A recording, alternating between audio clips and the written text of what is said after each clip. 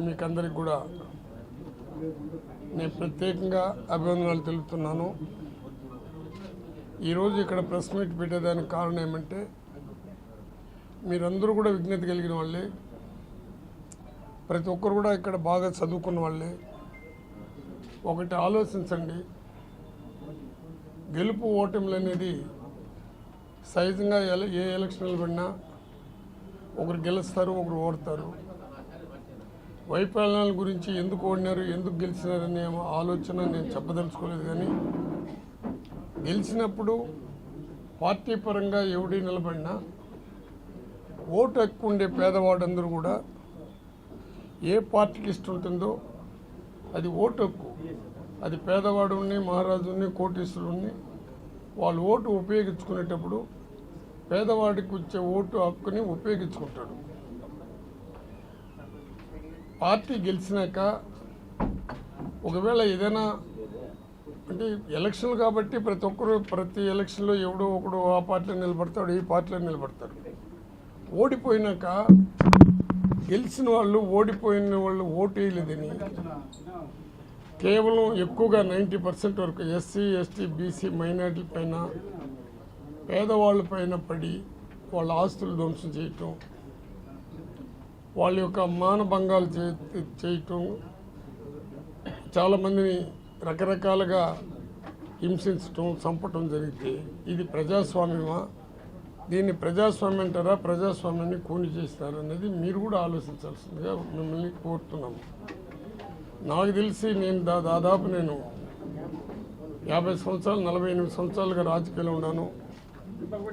ఎక్కడో 1-2 చిన్న చిన్న పర్సనల్ గ్రాడ్యుయేట్ ఎక్కడో 1-2 జరిగి ఉంటుందేమో, కానీ ఈ విధంగా జరగటం ఇది ప్రజాస్వామ్యాన్ని కూని చేసినట్టు అనిపిస్తున్నది. ఎందుకు ఈ మాట అంటున్నానో మీరందరూ కూడా ఒక మానవత్వం ఉన్న మనుషులుగా మనం అందరూ మాట్లాడాలంటే ఒక తీరు మీరు కూడా గుర్తించాల్సిందిగా కోరి ప్రార్థిస్తున్నాను. ఇప్పుడు మాటికి వైఎస్ఆర్ పార్టీ ఎవరికి ఓటు వేసినామని ఆ క్వశ్చన్లు వేసుకొని తిరిగేదానికన్నా ఇదే మా ముఖ్యమంత్రి గారు చంద్రబాబు నాయుడు గారు, వారికి అన్నీ తెలుసు. దాదాపు ఇప్పుడు 15 సంవత్సరాలు ముఖ్యమంత్రిగా ఉన్నారు. మళ్ళీ ఆయన్ని ప్రజలు ముఖ్యమంత్రిగా తీసుకున్నారు. ఇంకా 5 సంవత్సరాలు ఆయన ముఖ్యమంత్రిగా పరిపాలించాల. ఈరోజు ఆర్థిక వ్యవస్థ చెల్లాపలు అయిపోయింది, అప్పుల పాలైపోయినాము.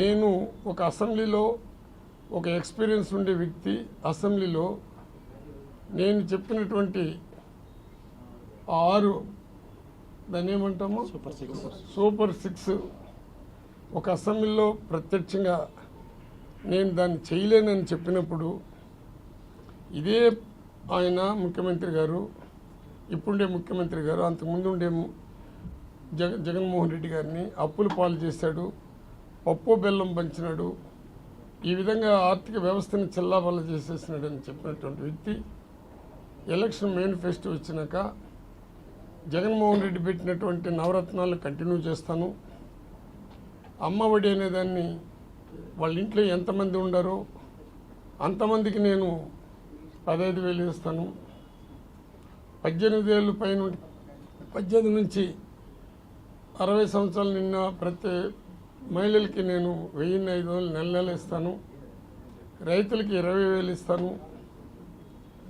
అన్నిటికన్నా కూడా ముఖ్యంగా ఆయన మాట్లాడింది ఏమంటే ఈ విధంగా నేను చేసేదానికి ముందుకు వస్తాను, నేను సంపదని పెంపొందిస్తానని చెప్పి ఈరోజు ఆయనకి ఏ విధంగా డిఫికల్టీ వచ్చిందో నాకు అర్థం కాలేదు. కానీ ఒక కూటమి ఏర్పడినప్పుడు ముగ్గురు కూడా దీనికి బాధ్యులు అవుతారు.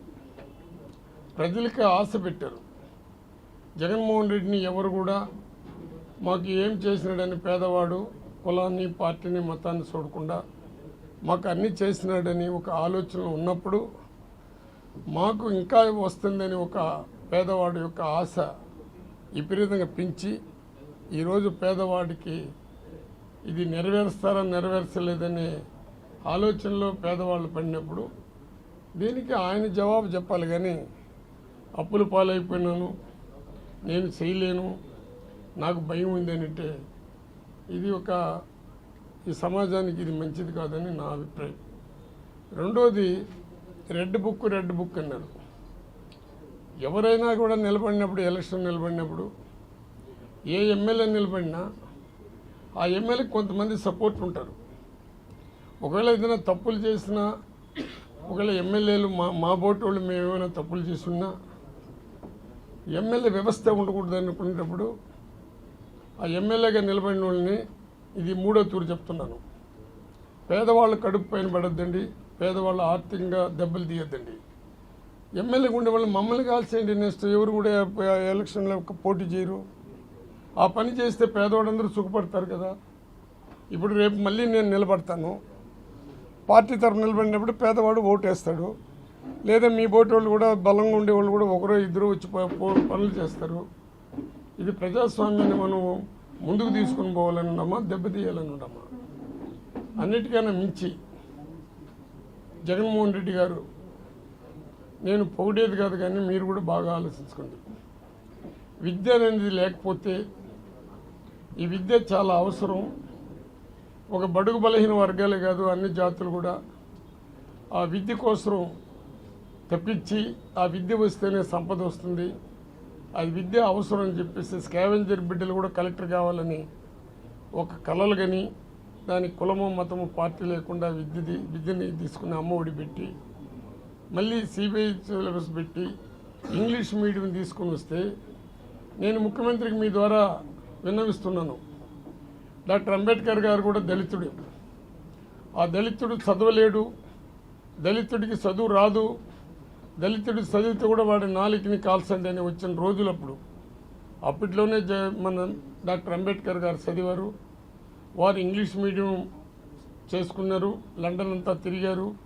ఇంగ్లీష్లో అన్ని రకాలుగా అన్ని సబ్జెక్టులో ఆరితేరిన, ఎకనామిక్స్ దగ్గర నుంచి ప్రతి ఒక్క దాంట్లో ఆయన పట్టాపుచ్చుకున్న వ్యక్తి కాబట్టి అతను రాజ్యాంగ చట్టాన్ని రాసే పరిస్థితికి వచ్చాడు.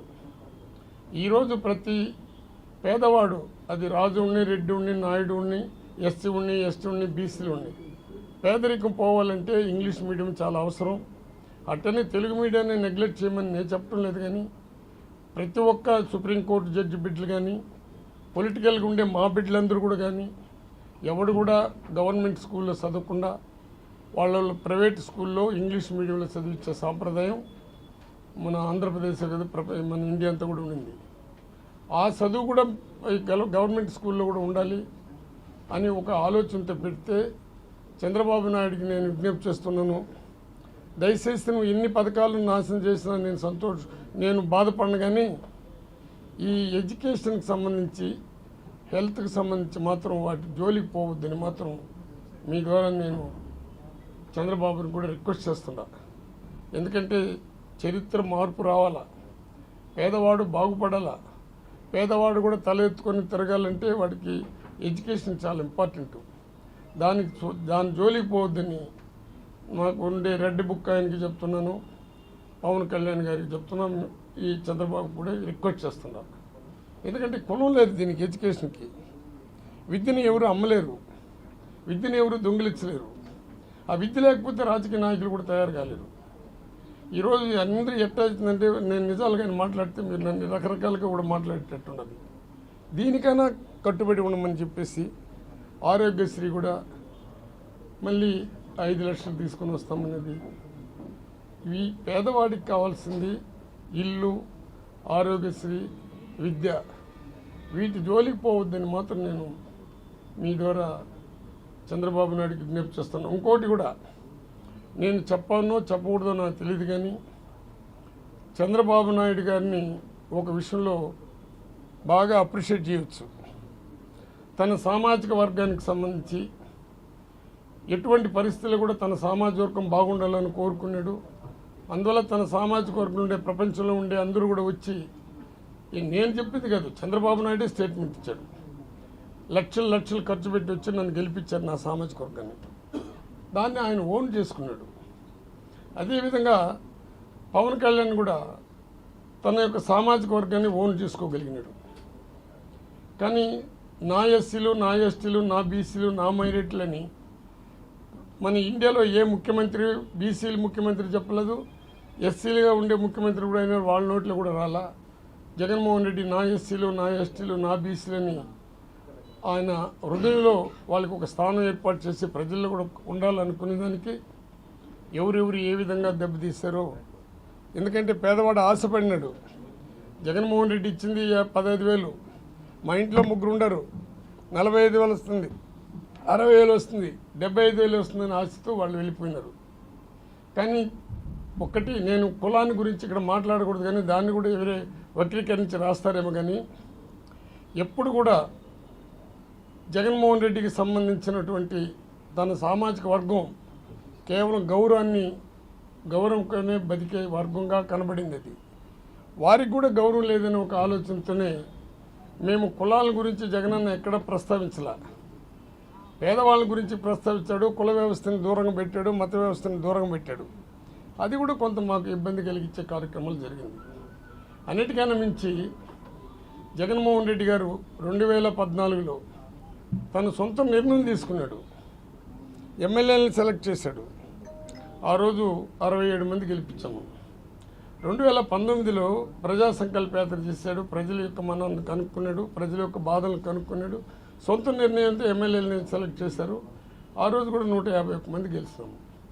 మరి ఇప్పుడు 151 మంది గెలిచి ఇన్ని పథకాలు వేసి మేమేదో బాగా తప్పు చేసినట్టు, పేదవాళ్ళని కడుపు కొట్టినట్టు ఇది ఒక పెద్ద ప్రచారానికి పోయింది. దీనికి కారణం ఏమంటే ఈ సర్వేలని అదేని ఇదని రకరకాలుగా పెట్టి మేము దెబ్బతినేదాన్ని కూడా, ఇది నేను ఈ మాట అంటే నన్ను పార్టీ నుంచి కూడా సస్పెండ్ చేస్తారేమో, కానీ ఇది నా హృదయంలో ఉండే మాట చెప్తున్నా. ఎవరికి కూడా ఆయా నియోజకవర్గంలో ఉండేవాళ్ళు ఎమ్మెల్యేలని అందరినీ మార్చినాము. మార్చినోడు ఎవడూ గెలవలా. మా పార్టీ నుంచి వేరే పార్టీలో తెలుగుదేశం పోయి చేరిన వాళ్ళు కూడా గెలిచినారు. దీన్ని జగనన్న